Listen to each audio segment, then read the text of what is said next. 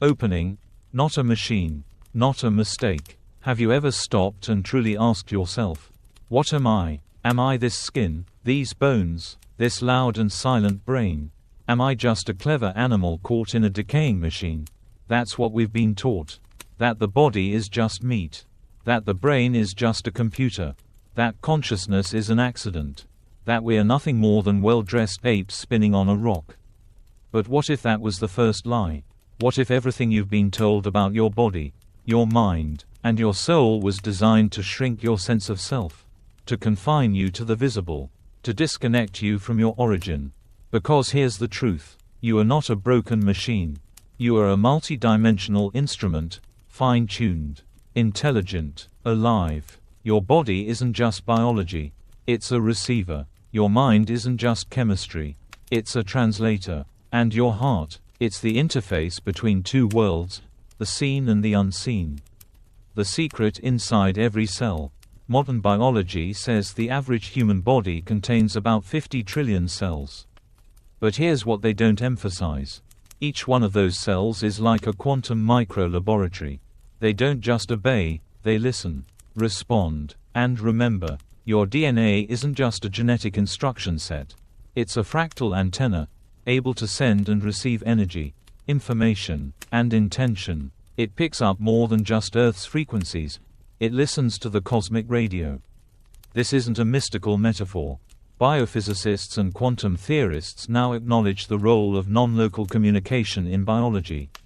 In other words, you're not just in your body, you are networked with reality itself. And yet, we were taught to look outside ourselves for answers. To treat our biology like an obstacle. To forget the intelligence within. Real life story. The athlete who healed beyond logic. Take James, a triathlete from Australia. After a freak cycling accident, his spine was damaged. Doctors said he'd never walk again. But instead of giving up, James turned inward. He began practicing deep breathwork, visualization, and somatic body awareness. Every day, he would picture his spinal cord reconnecting.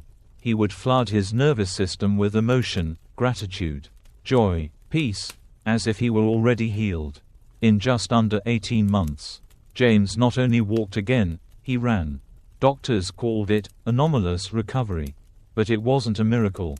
It was memory. His body remembered how to heal when his mind got out of the way. Modern world versus sacred blueprint. So why don't we all live like this? Because a different system has been installed.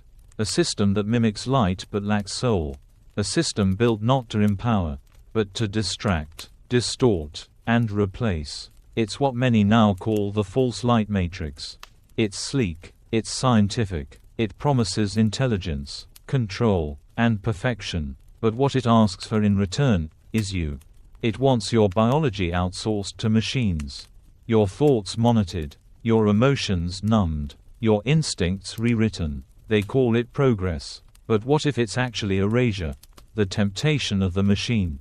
Artificial intelligence. Brain-computer interfaces. Digital identities. Neural mesh implants. On paper, it sounds like evolution, but the fine print says otherwise.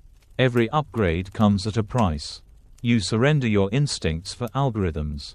You trade intuition for automation. You lose the connection to nature for the illusion of convenience. They say it's about making life easier. But what if it's about making you easier to control? The irreplaceable power of the heart. Let's shift the spotlight from machines back to miracles. Specifically, the heart. In 1991, researchers discovered something astonishing. The heart has over 40.000 neurons of its own. It thinks, it feels, it remembers. And its electromagnetic field, it's 5.00 times more powerful than the brain's. When your heart and brain enter a state of harmony, called coherence, your entire body upgrades. Your immune system strengthens. Stress levels drop. You become magnetic to healing, clarity, and synchronicity. The breath as interface. If your heart is the instrument, your breath is the tuning key. In Sanskrit, they called it prana. In Hebrew, ruach. In Egypt, ankh. In all ancient cultures, breath was known as life force. not just air, but a sacred code carrier. Today, neuroscience confirms it. Deep, intentional breath changes your brainwaves. It resets your nervous system. It opens gateways of intuition, healing, and transformation. Real-life example: a corporate CEO's awakening. Meet Leela, a high-level executive at a Silicon Valley firm. She had everything: money, titles, influence, but she felt hollow. One day, during a silent retreat, something unexpected happened. As she sat in stillness, she began to sob uncontrollably, not from sadness, but from release. Her body had held decades of stress, trauma, and unspoken grief. Through breath, through presence, she didn't just relax. She rewired her reality. Leela left her job 6 months later and now teaches breathwork to other high achievers trapped in performance cycles. Trauma, the hidden lock. And this leads us to the greatest veil of all: trauma. Trauma is not just what happened to you. It's what stayed in you because no one taught you how to let it go. Unprocessed emotion becomes chemistry. Chemistry becomes tension. Tension becomes identity. Your body carries it all. The grief of your grandmother. The shame of your childhood. The fear no one gave you permission to name. And yet, you are not broken. You are full of unfinished processes waiting for completion. Emotional alchemy. So how do we finish what was started? We breathe. We cry. We tremble. We sing. We move. This is not weakness. It is alchemical release. Because underneath trauma is untapped power. And the body that holds it is also the key to releasing it. The hidden narrator inside you. Even if you've done the breathwork. Even if you've released the tears. The trauma. The tension. There's still one more veil that can hold you back. It's not in your body. It's not in your DNA. It's in your story. We don't just live with pain, we narrate it. We build identities around it. And eventually, we begin to mistake the pain for who we are. Whose voice is that? When you hear the whisper, "You're not enough. You're too much. You don't deserve more." Whose voice is that? Was it a parent? A teacher? A religion? A culture? Because often, the most limiting beliefs we carry weren't even ours to begin with. They were inherited, like outdated software. But here's the truth. You are allowed to uninstall it. You are allowed to rewrite your narrative. You are the author, not just the character. Real-life insight, the inner dialogue shift. Sophia, a trauma therapist, once worked with a war veteran named Eli. Eli didn't just carry physical wounds. He carried an internal voice that said, "I should have done more. I failed them. I don't deserve peace." Through months of guided somatic therapy and deep story reauthoring, Eli began to speak differently. "I did what I could. I survived. Now I heal." His life didn't change because the past changed. It changed because his story about it did. Your story equals your frequency. This is where spiritual truth meets quantum science. Your story is your frequency. If your inner narrative is based in fear, guilt, or scarcity, it doesn't matter what you want, the field responds to your signal. This is why affirmations without embodiment fall flat. You can whisper, "I am abundant," all day long. But if your nervous system is still stuck in fear, your signal says the opposite. The quantum field isn't fooled by words. It listens to vibration. Embodied sovereignty begins with awareness. So how do we reclaim sovereignty from this level? With radical awareness, with brave reauthoring, and with ritual embodiment. You don't change your life by running from the old stories. You change it by writing new ones, daily, lovingly, intentionally. Try this. Each morning, place your hand on your chest and ask, "What story am I living today?" If it's fear-based, rewrite it on paper. Literally. Speak it out loud until your nervous system believes it. Move your body as if you're already living the new frequency. This is not fantasy. It's frequency alignment. The temple of the body. Let's zoom out now. Because this journey has always been about one thing. Returning to the body, not just as flesh, not just as a machine, but as a temple. Ancient mystery schools didn't separate the sacred from the physical. In Egypt, Temples were mapped to the human spine. In Greece, oracles used breath and stillness to access altered states. In India, the yogis knew every movement was a signal to the divine. They never worshipped outside themselves. They activated what was inside. Real example: temple mirrors in stone. Visit the temples of Luxor or Angkor Wat, and you'll see floor plans shaped like the human body. The dome mirrors the crown of the skull. The central hallway mirrors the spine. The inner sanctum reflects the pineal gland, the gateway. Why? Because you were the temple. And sacred architecture was just a reflection of you. Embodiment is the real revolution. This is the part they don't want you to remember. You don't need implants, upgrades, or neural links to become more. You just need to become fully human again. Fully embodied, fully feeling, fully sovereign. Because when you are in your body, truly, consciously, reverently, you are ungovernable.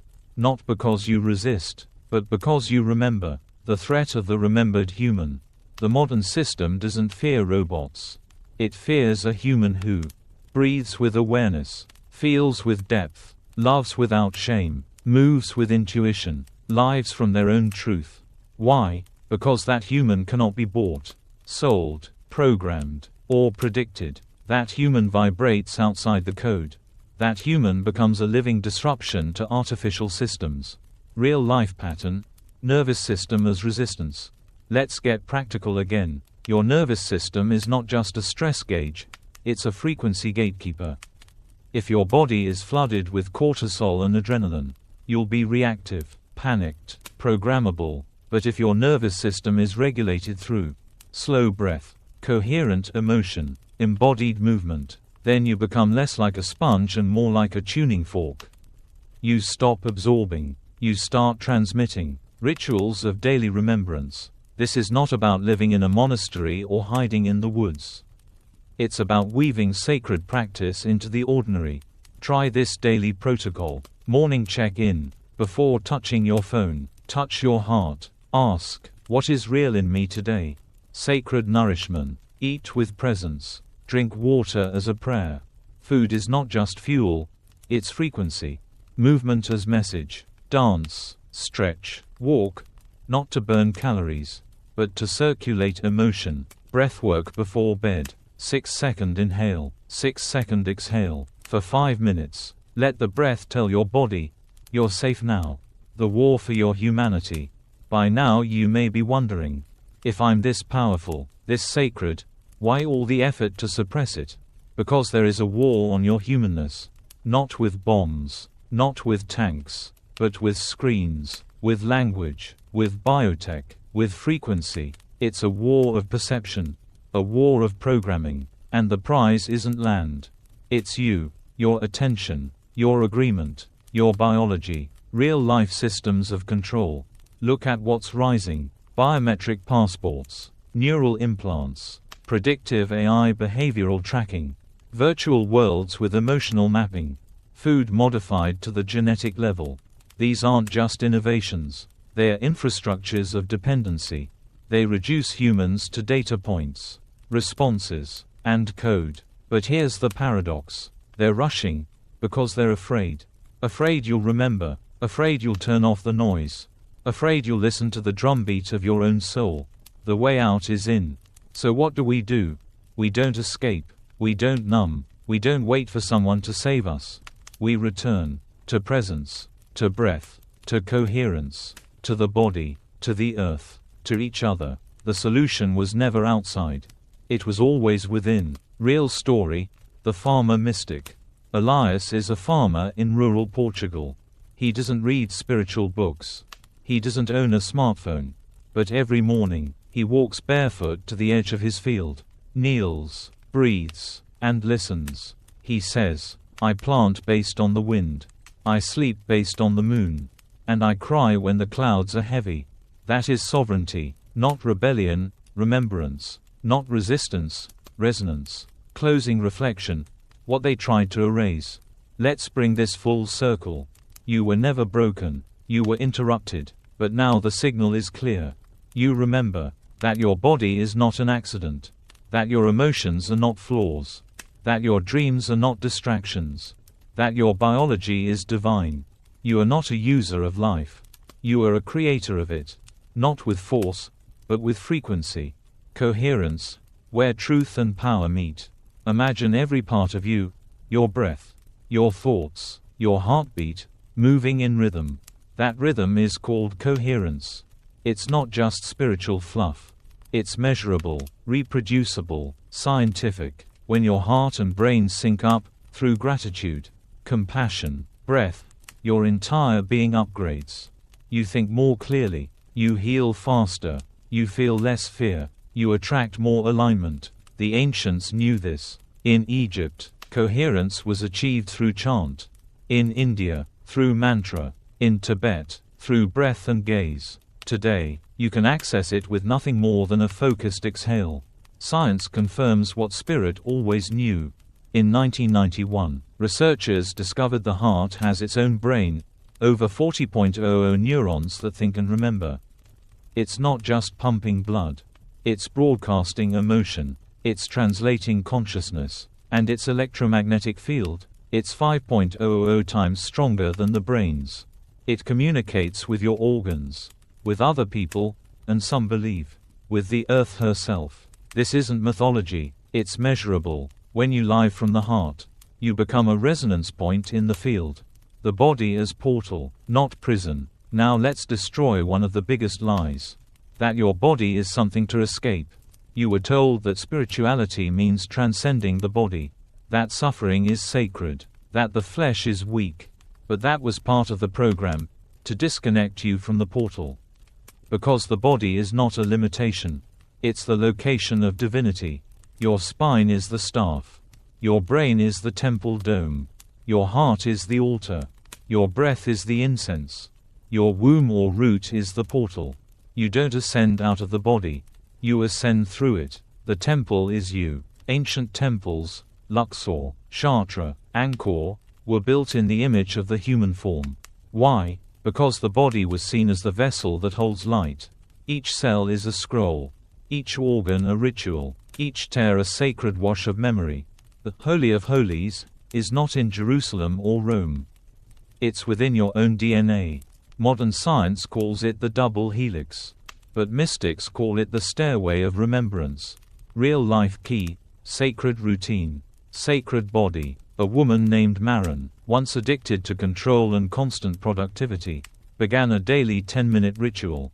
She lit a candle. She placed both hands on her body. She whispered, "This is holy, I live here." Just that. Every day. Over months. Her digestion improved. Her sleep deepened. Her anxiety dropped. Why? Because when you treat your body like a temple, it starts acting like one. Final veil. The system wants your body, not just your mind. By now, it's clear, this isn't just a war for your thoughts. It's a war for your biology. They want access to your nervous system, to your hunger, to your sleep, to your chemistry. Why? Because if they can regulate the body, they can rewrite the soul's experience. This is why biosurveillance is rising. Why brainwave reading headsets are marketed as meditation tools. Why biometric passports, AI therapists, emotion monitoring apps are normalized. But what if you were the regulator? What if you didn't need tech to track your calm, because your breath already tells you? What if your body, unedited, unoptimized, unmonetized, is already enough? Embodiment as rebellion. So here's the truth they don't want you to live. Every time you eat slowly and with gratitude, breathe before reacting, move with presence, say no to what dishonors you, trust your gut, cry, laugh, rage, rest, you are disrupting the system. Because presence is not profitable, but it is powerful. Practical alchemy, the 7 daily codes. Let's make this sacred simple. Here are 7 daily ways to return to your design. Sacred mornings. Wake up without reaching for your phone. Place hand on heart. What do I feel? Breath rituals. 5 minutes. 6 seconds in. 6 seconds out. Coherence. Food as communion. Bless your meals. Water. Ask it to nourish your signal. Movement as medicine. Walk. Stretch. Dance. Let energy move. Language audit. Speak as the healed version of you. Watch your inner tone. It's your frequency. Sovereign boundaries. Say no with peace. Say yes with clarity. Sacred sleep. Sleep without screens. Let the subconscious integrate. Rewriting the myth. You are divine, not damaged. You are not a problem to solve. You are a symphony coming back into tune. And every signal you send, through thought, breath, action, is a note. When you live in harmony with yourself, you tune the whole field. You are not healing for just you. You are healing for us. Because embodied humans are not individuals, they're living libraries. You carry codes your lineage lost. And when you activate them, the earth breathes easier. Final reflection. Why now? So why now? Why this awakening? Why this urgency? Because the system is crumbling. Because the false light is flickering. Because the original technology is turning back on you, not the machine version, not the programmed version, the real one, the you that knows how to listen, how to heal, how to love, how to create without permission. They wanted you to forget. But you remembered, not by accident, because you are the living key. Final words. Don't escape the world, sanctify it. You are not here to escape Earth. You are here to enchant it. To live awake, to walk alive, to breathe on purpose. You are not here to serve the machine. You are here to remember you are the machine, and the soul inside it. So now we end where we began. You are not broken. You are remembering. You are not behind. You are right on time. You are not small. You are sacred. Let that live in you. Let it be you. Let it lead you. Because when you live as truth, the illusion breaks. And when the illusion breaks, the world changes.